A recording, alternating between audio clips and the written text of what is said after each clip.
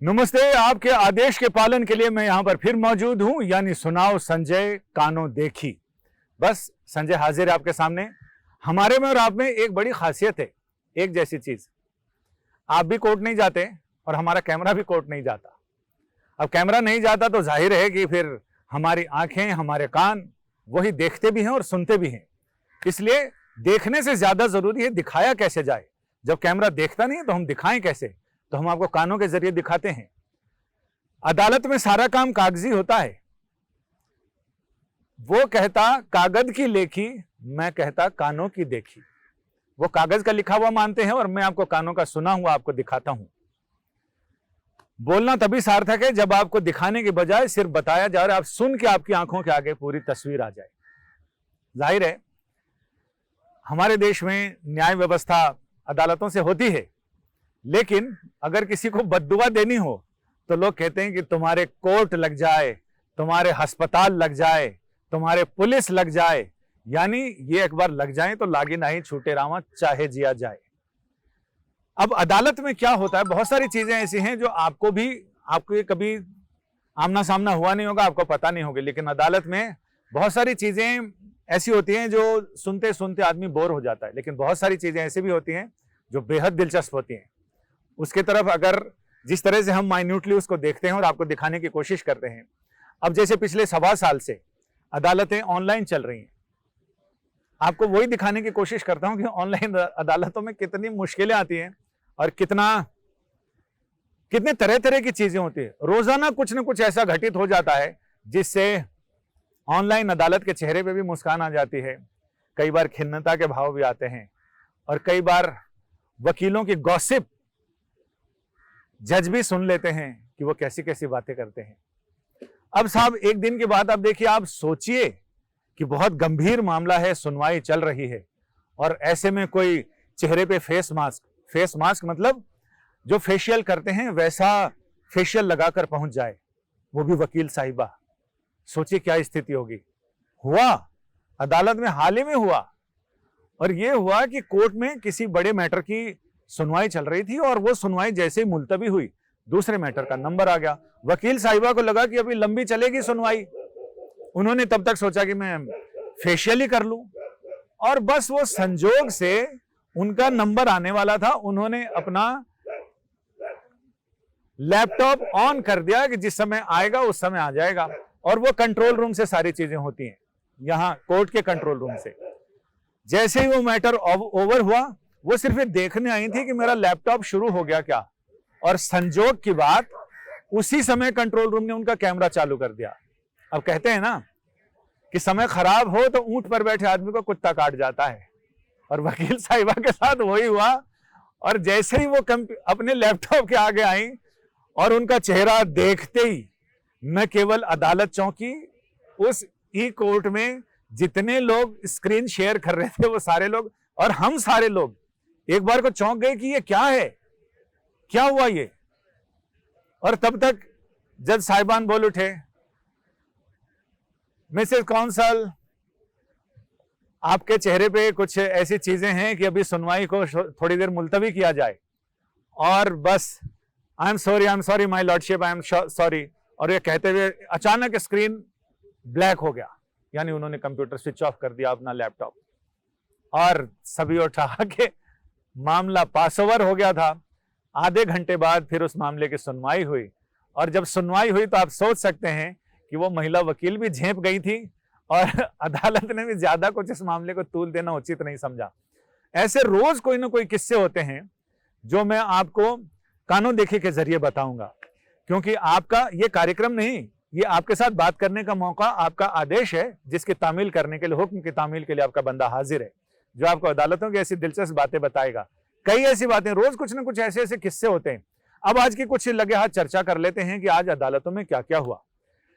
आपको याद होगा कल मैंने आपसे चर्चा की थी कि 5 बार पैरालंपिक के shooter, 50 metre air pistol shooter Naresh Sharma, उनका नाम इस बार के पैरालंपिक में नहीं है।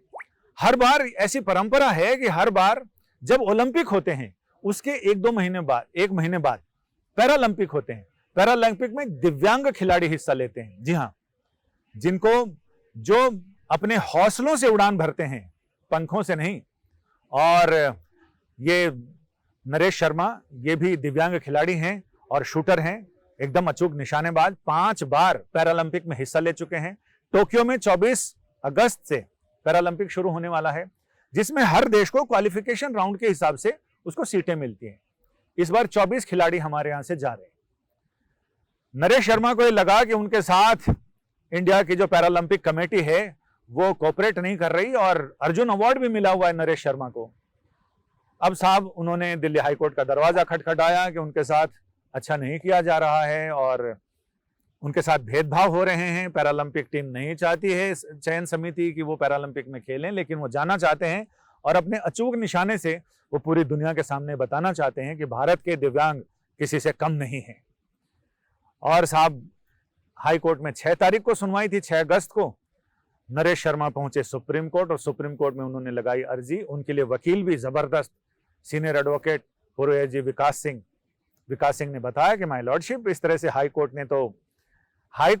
सुप्रीम कोर्ट ने तुरंत पूछा, लेकिन अब ये क्यों जाना चाह रहे हैं?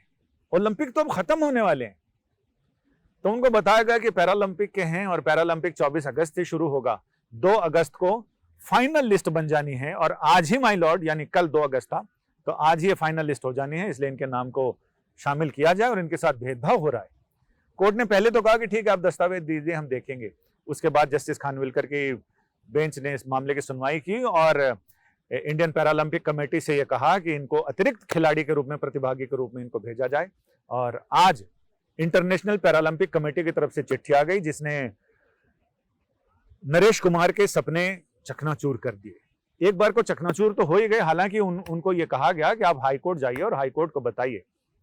उस समय फिर विकास सिंह ने यह भी कहा कि माय लॉर्डशिप, अगर उन्हीं सिंगल जज की बेंच के सामने इस मामले को अगर हम रख सकें तो हमारे लिए आसानी होगी, क्योंकि सुप्रीम कोर्ट ने भी कहा था कि आप यहाँ क्यों आए हैं, हाईकोर्ट तो आपके सपोर्ट में है, उन्होंने तो आपके सपोर्ट में फैसला दिया है। नरेश कुमार की तरफ से कहा गया कि सपोर्ट में तो है, लेकिन इंडियन पैरालंपिक कमेटी जब तक नाम नहीं भेजेगी तब तक इनका कोर्ट के ऑर्डर का कोई मतलब नहीं है। और सुप्रीम कोर्ट ने तो अपनी तरफ से पूरी कोशिश की, लेकिन इंटरनेशनल पैरालंपिक कमेटी ने साफ कर दिया कि जितने लोगों की लिस्ट है और जितने लोग हैं, अतिरिक्त खिलाड़ी नहीं जा सकता। इसके अलावा खोरे गांव को लेकर भी, फरीदाबाद के जो अरावली की पहाड़ियों पे गांव बसा है, उसके लिए सुप्रीम कोर्ट ने कहा कि 23 अगस्त तक इसे खाली कर देना है और इसमें जो भी अवैध निर्माण है उसे ध्वस्त कर देना चाहिए। जल्दी जल्दी में मैं कुछ और खबरें बता दूं, क्योंकि कानों देखी है। और अभी ये कि भाई दिल्ली के पुलिस कमिश्नर राकेश अस्थाना, उनकी नियुक्ति को लेकर जो चुनौती दी गई थी, सुप्रीम कोर्ट ने कहा कि आप सारे दस्तावेज दें, हम इसको देखेंगे कि आखिर इसमें क्या है। और इसके साथ ही जो हैदराबाद में आपको याद होगा, एक पशु चिकित्सक के साथ कुछ लोगों ने, कुछ बदमाशों ने उनका रेप किया था, उनको फिर उनकी हत्या करके लाश जलाने की कोशिश भी की थी, लगभग जला भी दी थी। वो एनकाउंटर में मारे गए थे। उस एनकाउंटर की जांच करने के लिए जो आयोग बना है, जस्टिस वीएस सिरपुरकर आयोग, उसे तीसरी बार 6 महीने का एक्सटेंशन मिला है। लेकिन कोर्ट ने साफ कर दिया है कि अब इसके ज्यादा एक्सटेंशन नहीं। अभी तक तो कोविड के नाम पर, कोविड की वजह से ये सारी चीजें देर हो रही थी, लेकिन आयोग की तरफ से कहा गया कि लगभग 15,000 से ज्यादा ऐसे दस्तावेज और ऐसे प्रतिवेदन मिले हैं जो तेलुगु में हैं, जिनको ट्रांसलेशन करना है, ट्रांसलेशन करके उसका अध्ययन करना है, स्टडी करना है, ये सारी चीजें हैं। तो साहब ये बहुत, अदालतों की दुनिया रहस्यमय भी है, दिलचस्प भी है। अदालती प्रक्रिया भले बहुत पारदर्शी है, लेकिन इसमें ऐसे ऐसे किस्से हैं कि आप सुनेंगे तो लोटपोट हो जाएंगे। और रोज ऐसे 1-2 किस्से लेके मैं आपके साथ हाजिर होऊंगा आपके पास, और आपके इस आदेश की पूर्ति के लिए आपका ये बंदा रोज आपके साथ आएगा, बातें करेगा और सुनाएगा नए नए किस्से। यानी सुनाओ संजय, कानों देखी। जारी रहेगी आपके साथ हमारी ये वार्ता। फिर मिलते हैं अगले दिन। नमस्ते। हमारे देश में कई ऐसे ज़रूरतमंद लोग हैं जिनकी मदद की गुहार आपके कानों तक नहीं पहुंच पाती। न जाने कितने ही ऐसे बेबस लोग हैं जो मजबूर हैं पैसों के साथ। आपकी एक थोड़ी सी मदद इनकी ज़िंदगी बदल सकती है। तो डोनेट करने के लिए या बाकी जानकारी के लिए आप नीचे दिए गए डिस्क्रिप्शन पर क्लिक करें।